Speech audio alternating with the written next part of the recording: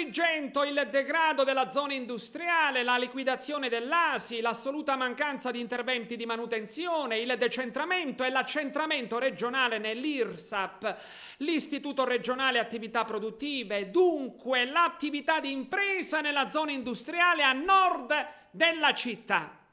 Ascoltiamo l'imprenditore Salvatore Moncada, titolare dell'Energy Group. C'è un territorio che è poco avvezzo alla creazione, preferisce distruggere e non creare, ma lo dico veramente non come uno spaccato trasversale che va dalla giustizia all'impresa, alla politica e così via.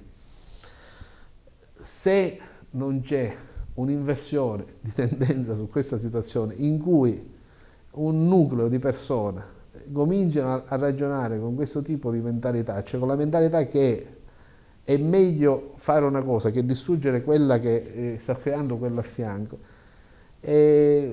difficilmente questo territorio potrà vedere un'alba. Ecco. È più facile avere un tramonto, ecco, da questo punto di vista. Quindi lei mi parla di area industriale. Io ricordo che ma proprio qua vicino, ci fu tempo fa, agli inizi, quando noi eravamo in Confindustria e dove volevamo viverlo in un certo modo, avevamo trovato una montagna di cartoni e di spazzatura perché qualche delinquente era andato a scaricarle lì. La prima cosa che abbiamo fatto, forse abbiamo chiamato proprio voi, l'indomani mattina abbiamo fatto una conferenza stampa, tutti lì gli imprenditori messi lì a fare una situazione di questo genere. È ovvio che in quel momento l'unione faceva la forza, ha fatto sì che nell'arco di poco tempo tutta l'area industriale fosse pulita.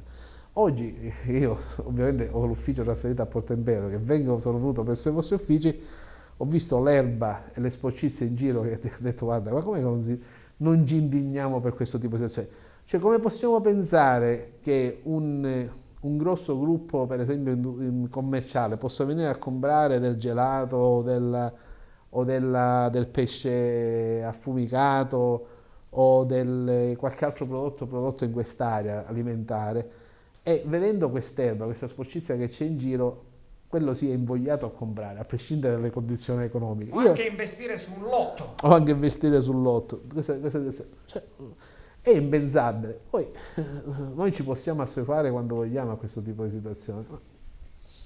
Cioè, il mondo ragiona in un modo diverso e si fa la sua strada. Ed è chiaro quando uno viaggia. È chiaro quando uno viaggia che è così, cioè gli altri stanno crescendo e noi stiamo andando indietro.